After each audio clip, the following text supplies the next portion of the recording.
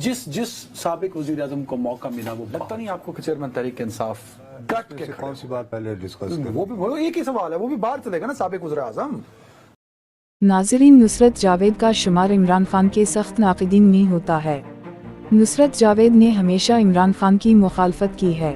नुसरत जावेद ने इमरान खान के बारे में कहा था कि जब वो जेल जाएगा तो इनको पता चल जाएगा, मगर आज क्या कह रहा है खुद सुन ले। नुसरत जावेद साहब, आपकी सियासी बसीरत पे तो कामिल यकीन हो चुका है मुझे तकरीबन। मैं सीरियस बात कर रहा हूँ सर। मैं मेरा सवाल भी तो सुन लेना, अगला सवाल जो मैं फ्रेम कर चुका हूँ आपके लिए। जी जी सर, चेयरमैन तहरीक इंसाफ इस वक्त जेल में है।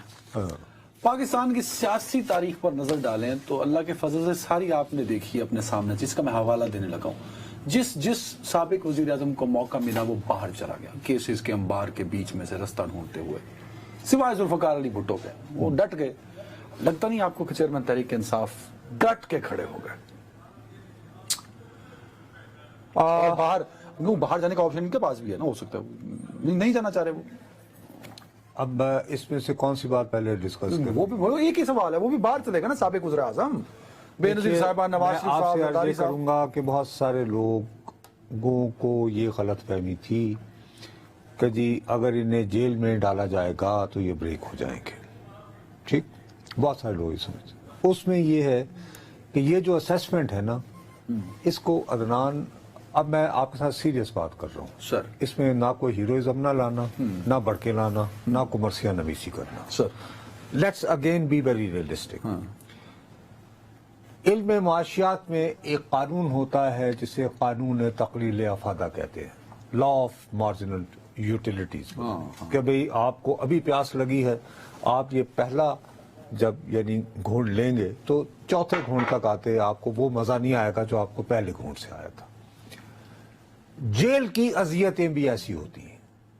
पहला दिन कड़ा होता है, दूसरा दिन कड़ा होता है, तीसरे दिन के बाद इंसान की जबिल्लत में, फितरत में रब्बे करीम ने ये चीज रखी है कि वो हर तरह के माहौल में एडजस्ट कर जाता है।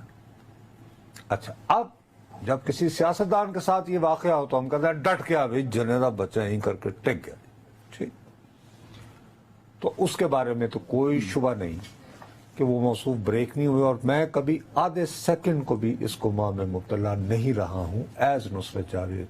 कहीं आप फड़ो तो सही, बहुत सारे लोग ये छिपकली देख कर डर जाते हैं, उसमें आसफा जरदारी साहब को कोट कर, ये बातें कहने की होती है ना, हंसी मजाक में तो ठीक होता है, लेकिन इंसानी फितरत के खिलाफ।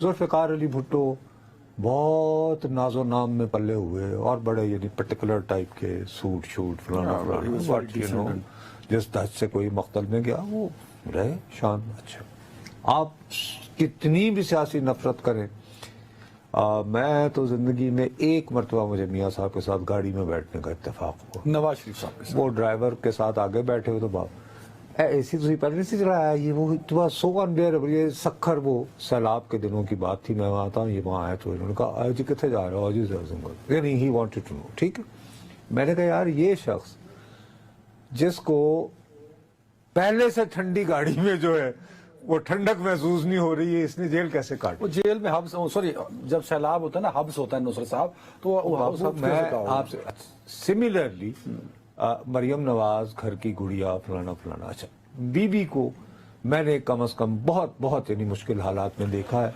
आखिरी मरतबा मिसाल के तौर पर जब ये आसिफा ने की पैदाइश से पहले, शी वॉज ऑलमोस्ट यानी क्लोज टू प्रेगनेंसी, ये यार जब वो इधर रावलपिंडी गई थी तो वो उनका डिलीवरी के बहुत, तो वहाँ पे आंसू गैस वगैरह चली थी, तो इत्तेफाक से वहाँ पे जो यानी कमिश्नर डीसी साहब थे उनके साथ मेरा कोई ताल्लुक था। मैंने कहा भाई उनके ये मामलात हैं, मुझे ये बात उनकी तो नाज़रीन, आप लोगों ने नुसरत जावेद की बातें सुन ली।